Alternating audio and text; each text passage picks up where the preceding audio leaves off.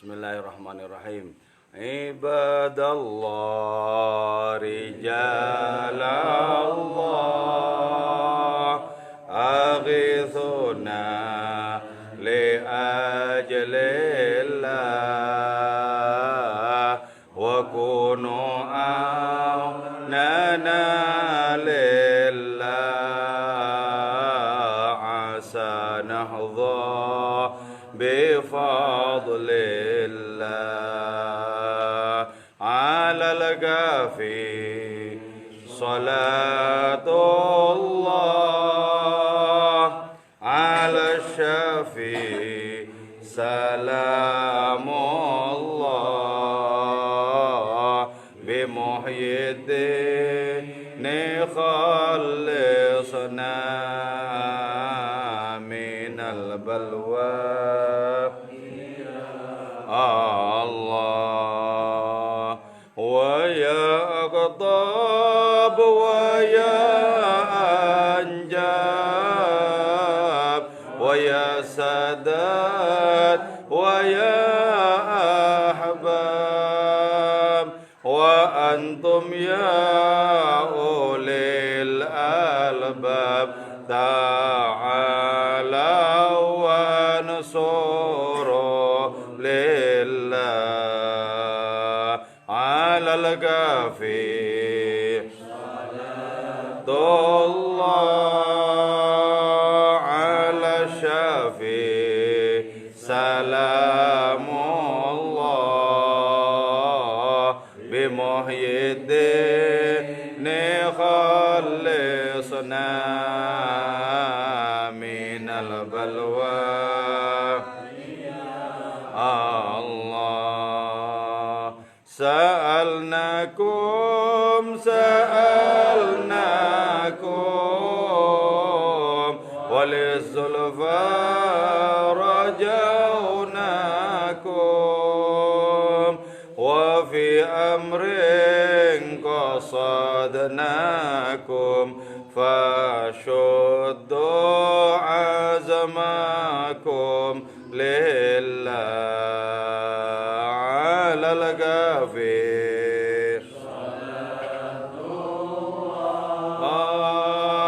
ala syafi salamullah bimuhyiddin khalisna minal balwa Allah fa ya rabbi bisadati tahaqqaq li isharati asadati bisharati wa yasfu waqduna lillah ala al-ghafi salatullah ala syafi salamullah bimuhyiddin lisana minal balwa ya Allah bikashfil hujbi an aini wa raf'il baini min baini wa tamsil kayfi wal aini bihi nuril wajhi ya Allah ala al-ghafi salatullah ala syafi salamullah bimuhyiddin khalisna minal balwa Allah salatullahi maulana من بالهدى جانا ومن بالحق أولانا شافع الخلق عند الله على الكافي الله على الشافي الله بمحيي الدين خلصنا من البلوى يا الله. أعوذ بالله من الشيطان الرجيم. بسم الله الرحمن الرحيم. ويسألونك عن المحيض قل هو أذى فاعتزلوا النساء في المحيض ولا تقربوهن حتى يطهرن فإذا تطهرن فأتوهن من حيث أمركم الله إن الله يحب التوابين ويحب المتطهرين. Wa yas'alunaka, dan bertanya mereka kepadamu, aiton juga, anil mahidi, tentang perkara haid, menstruasi. Ruwiya, diriwayatkan, an ahlal jahiliyah, apa sesungguhnya orang-orang jahiliyah, kanu, ialah ada mereka, lam yusakinu, tidak bersama itu mereka, tidak bersama, tidak mau berkumpul al-hayyidah terhadap perempuan yang haid. Walam yu'akiluha, dan tidak makan bersama mereka kepada itu perempuan yang haid. Kafi'lil yahud wal majus, sebagaimana perbuatan orang-orang Yahudi dan orang-orang Majusi. Wastamarrah, dan berlalu dzalika, apa hal itu, perbuatan, ila an sa'alu, sampai akhirnya bertanya mereka Abad Dahdah terhadap Abu Dahdah, ma'jam'in, beserta kebanyakan minas sahabati, dari kalangan para sahabat, an dzalika, tentang perkara itu. Fanazalat, maka turun itu ayat. Jadi ayat ini berkaitan dengan adanya pertanyaan yang terhubung dengan kebiasaan orang-orang Yahudi dan orang-orang Majusi. Nah, orang-orang Yahudi itu, para lelaki mereka, kalau istri mereka tuh haid, para suami itu tidak mau berdekatan, mendekati itu nggak mau, makan bersama ya nggak mau, makan bersama tidak mau. Nah, ini sampai akhirnya diwarisi oleh orang-orang jahiliyah, diwarisi oleh orang-orang jahiliyah, sampai akhirnya perbuatan seperti itu ditanyakan kepada Abu Dahdah dan sebagian dari para sahabat, bagaimana tentang perbuatan para suami dari kalangan orang Yahudi dan Majusi seperti itu. Artinya apa? Benar nggak sih perbuatan seperti itu? Nah, ternyata apa? Pertanyaan itu kemudian menjadi sebab turunnya ayat yang tadi dibacakan itu. Jadi ayat seringkali menjadi jawaban bagi suatu persoalan. Nah, sekarang coba kita memasuki wilayah hakikatnya gitu ya. Misalnya begini, Allah menurunkan ayatnya sebagai jawaban. Terus pertanyaannya adalah, apakah rangkaian persoalan yang kemudian muncul sebagai pertanyaan itu juga merupakan cara Allah Ta'ala menggiring. Allah Ta'ala memunculkan masalah itu sehingga dengan demikian Allah Ta'ala menjawabnya. Nah, kalau kita berbicara tentang perkara garis takdir ya, atau kita berbicara tentang segala sesuatu terjadi karena kehendaknya, maka persoalan itu juga sesungguhnya digiring oleh Allah Ta'ala untuk dipertemukan dengan jawaban Allah Ta'ala itu sendiri. Jadi karena itu peristiwa ini, peristiwa tentang adanya orang-orang dari kalangan kaum Yahudi dan Majusi, di mana para suami dari kalangan mereka tidak mau mendekati istrinya. Jadi sekedar berdekatan saja itu nggak mau.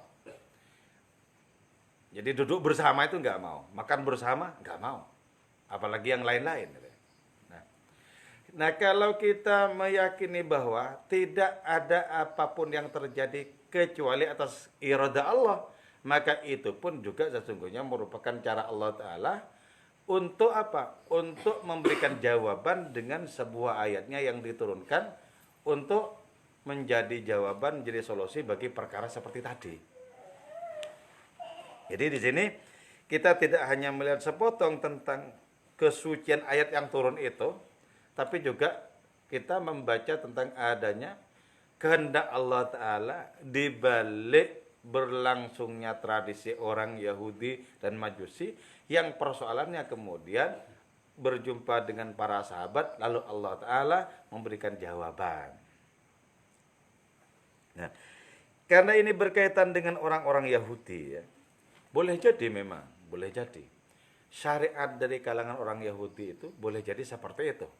Karena kita tahu salah satu syariat dari orang-orang Yahudi yang diturunkan oleh Allah Ta'ala itu adalah misalnya begini. Ini lebih berat ketimbang syariat yang diterapkan kepada umat Nabi Muhammad SAW.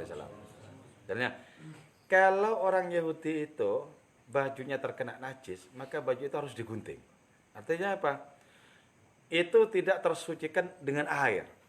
Jadi ini menunjukkan bahwa syariat yang diterapkan oleh Allah Ta'ala kepada orang Yahudi itu jauh lebih berat ketimbang yang diterapkan kepada kita selaku umat Nabi Muhammad. Lebih berat. Nah, ada kemungkinan ke sana. Kenapa? Allah Ta'ala itu menerapkan syariat lebih ketat kepada orang Yahudi ketimbang kepada umat Nabi Muhammad. Karena digambarkan ya, bahwa orang Yahudi itu orangnya besar-besar, sekaligus juga bengal-bengal, ngeyel-ngeyel. Jadi, karena itu untuk mengantisipasi, maka syariatnya itu juga harus lebih ketat, lebih tegas. Makanya begini, kitab Taurat itu tidak tertulis di lembar-lembar kertas. Kitab Taurat itu dicetak di atas lempengan-lempengan batu. Itu menunjukkan ada korelasi antara batu-batu berupa lempengan yang di situ ditulis isi dari kitab Taurat dengan adanya hati umat Nabi Musa yang seringkali membatu. Jadi ada korelasi antara batu di luar yang ditulis firman-firman Allah Ta'ala dalam kitab Taurat dengan batu di dalam, yaitu berupa hati yang mengeras. Makanya ayat dalam Al-Quran juga berbicara tentang hati yang lebih keras dibandingkan dengan batu-batu.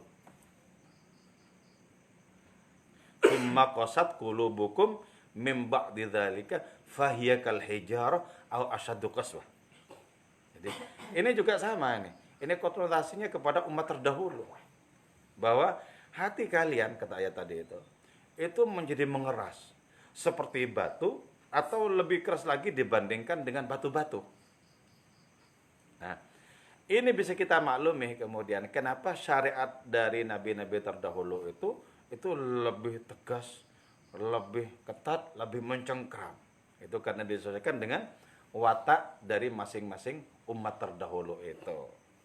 Maka karena itu kita merasa beruntung karena yang diterapkan kepada kita itu tidak sama dengan syariat yang diterapkan kepada umat nabi-nabi terdahulu. Coba kalau misalnya handuk kena najis kan digunting, kan iman-iman handuknya. Jadi kita itu dibebani oleh Allah Ta'ala syariat yang sangat terjangkau, yang sangat enak dibandingkan dengan apa yang sudah dibebankan oleh Allah Ta'ala kepada umat-umat Nabi terdahulu.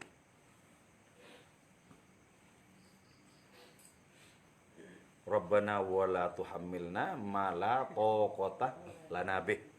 Oke. Nah, ini pertanyaan tentang head ya. Nah, terus yang kedua, hal yang menjadi hikmah di sini, kebenaran itu ya. Kebenaran itu tidak mengenal saru. Jadi harus dijelaskan. Karena itu banyak kaum perempuan itu yang bertanya detail tentang perkara yang berkaitan dengan kewanitaan itu kepada Sayyidah Aisyah. Tentang bagaimana sperma itu najis enggak setelah berhubungan, kalau ternyata sperma kena sarung bagaimana. Itu Siti Aisyah memberikan jawaban.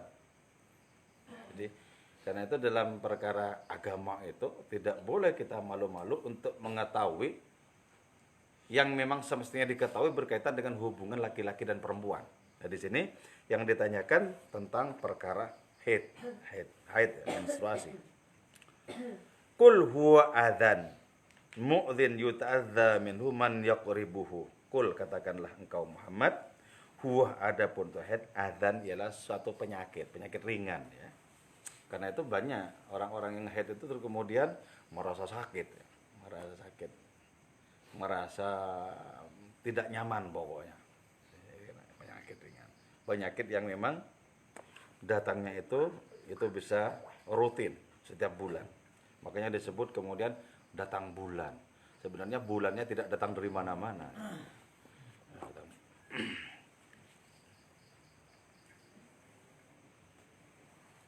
Yuta'adza, yang menjadi terganggu, minhur karena itu haid, man siapa orang, yaqribu yang dekat temanhu kepada itu adzan itu. Fa'tazilu, maka jauhilah kalian an-nisaa kepada perempuan fil mahid ketika haid. Maksudnya fa'tazilu ini artinya apa? Jangan melakukan hubungan suami istri gitu loh. Artinya apa?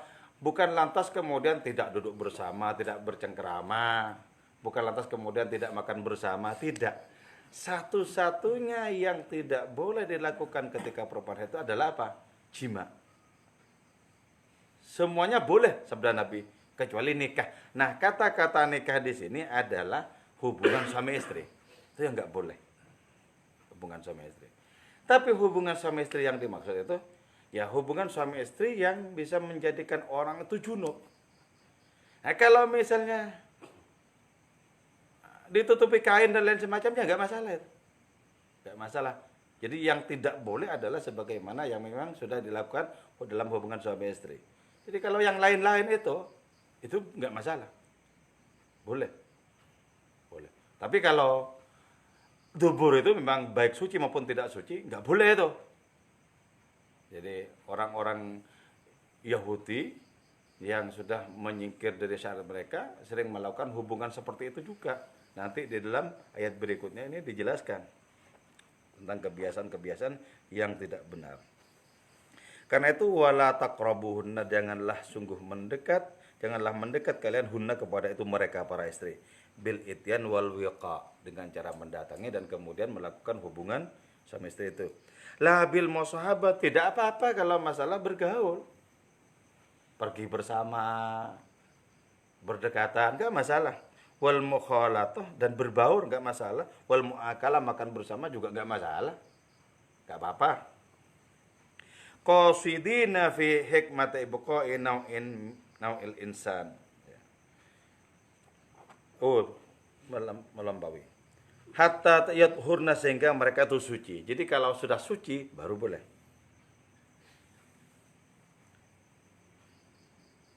Fa idza tatahharna, maka apabila telah suci itu mereka para istri, fa'tuhunna, maka datangilah kalian hunna kepada mereka. Artinya apa?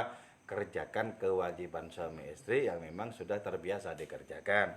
Fa'tuhunna. Tentu saja ini ya, untuk pasangan muda-muda, kalau sudah tua-tua nggak bisa apa-apa itu.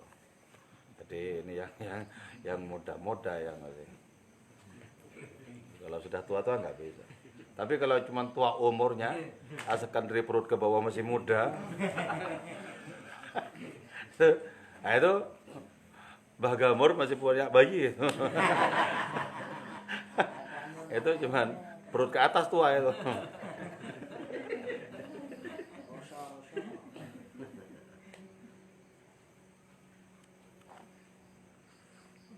Min haitsu amarakumullah, dari sesuatu sisi amara yang telah memerintahkan kepada kalian Allah. Siapa? Allah. Jadi kalau sudah suci, nah sekarang begini misalnya di dalam fikih, apakah perempuan suci itu mandi dulu dari junub haidnya itu ya, dari haidnya, atau suci langsung boleh dikumpuli gitu ya.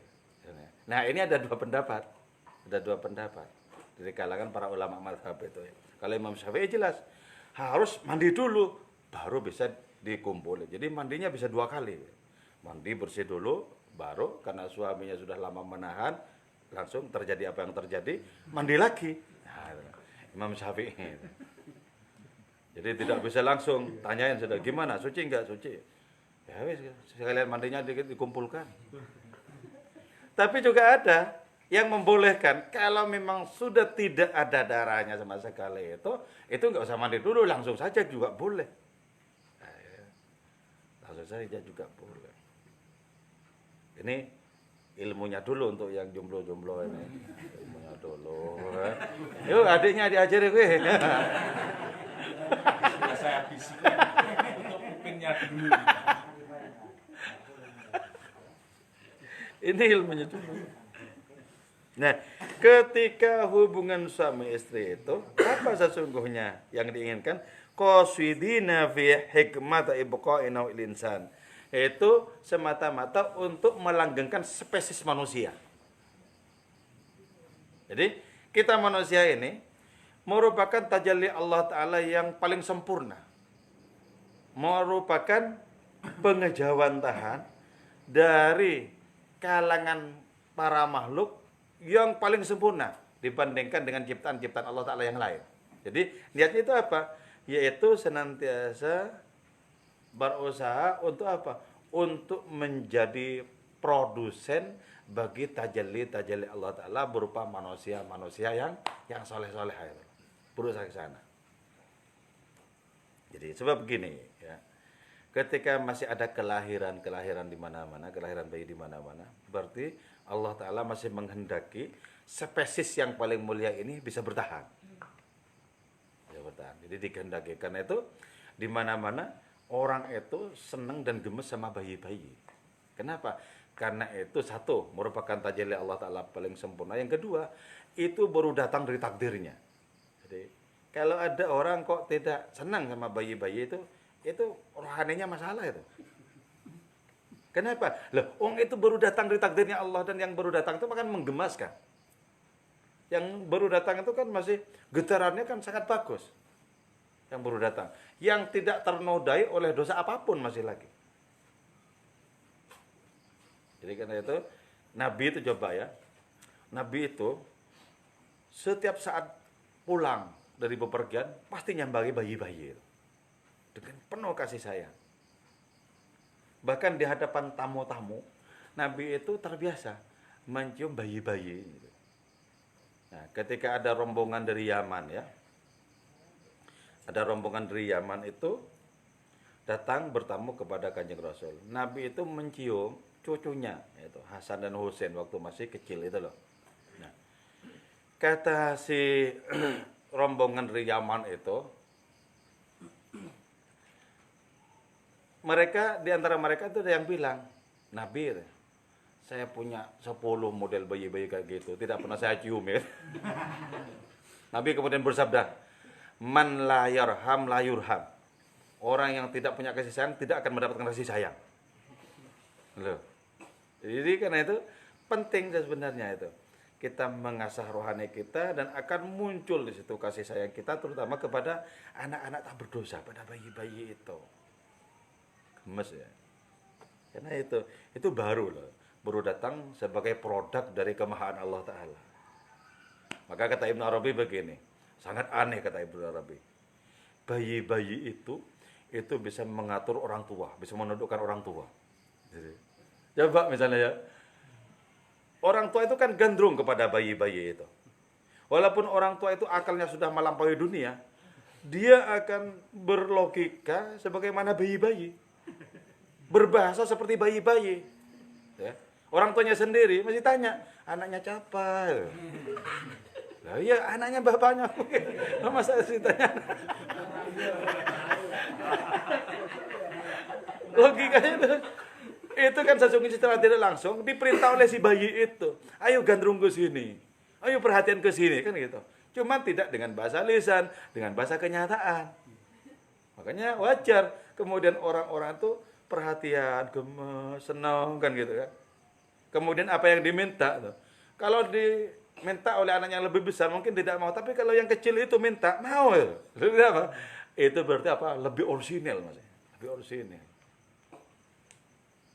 Jadi walaupun kata-kata itu tidak benar, tapi kalau yang mengatakan itu masih bayi dan apalagi kata-katanya itu masih belum betul-betul bagus pengucapannya, senang.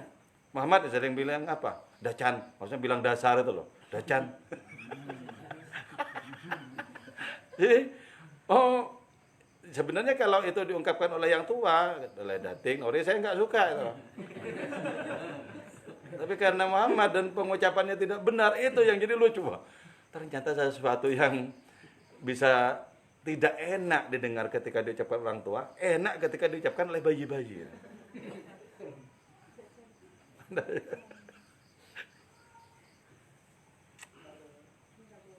Enggak boleh. Enggak boleh. Jadi ternyata apa? Sesuatu yang orsinil atau sesuatu yang suci itu memiliki kekuatan sebagai magnet. Makanya gini ya, kenapa kok orang-orang itu gandrung sama Nabi? Nabi itu karena merupakan magnet terbesar di dunia. Karena itu kalau orang rohani bagus itu pasti kangen Nabi, biarpun tidak pernah berjumpa. Kenapa? Karena seluruh amalan baik di dunia, dari mana asal-usulnya kalau tidak dari beliau? Nah itu kemudian ya, kalau kita bisa merasakan seperti burdan tadi, sholawatan, betul-betul merupakan taman rohani. Merupakan kebun rohani. Dan itu bisa dirasakan. Itu ketika sudah terasah batin kita. Betul sabda Nabi. Idza marartum biriyadil jannah farta'u. Kalau kalian berjumpa dengan taman surga, berhenti mampir di situ. Apa itu? Itu majelis zikir begini ini. Tapi seberapa nuansa kenikmatannya, seberapa nuansa keindahannya tergantung kepada hati masing-masing. Tapi jelas ini merupakan sebuah taman surga. Karena itu kemudian di dalam forum yang seperti ini kita mengasah doa-doa kehadiran hadiratnya. Mintalah kepada Allah ke kita ketika kita sedang memuji-muji nabinya itu. Bersalawat kepada nabinya. Apa hasil kita, hajat kita? Mohon sebanter-banternya. Kenapa? Ini merupakan taman surga. Merupakan taman surga. Innallah, sesungguhnya Allah Subhanahu wa taala yuhibbu, ilah cinta Allah at-tawwabin, kepada orang-orang yang bertaubat. Makanya ini ya. Kalau Allah senang kepada orang bertaubat, maka sebenarnya dosa-dosa itu diperlukan sebagai titik tolak untuk bertaubat.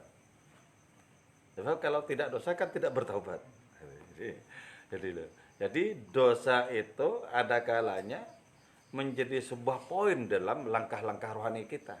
Yaitu dosa yang kita sadari sebagai suatu penyimpangan. Dan karena itu kita bertaubat. Nah, bertitik tolak dari dosa dalam pertaubatan itu, maka kerja taubat itu merupakan hal yang dicintai oleh Allah Ta'ala. Kalau Maulana Rumi dengan tegas menyatakan, tabuhlah genderang dan arahkan langkahmu menuju kota para penghibur. Ini simbol dari kegembiraan ya.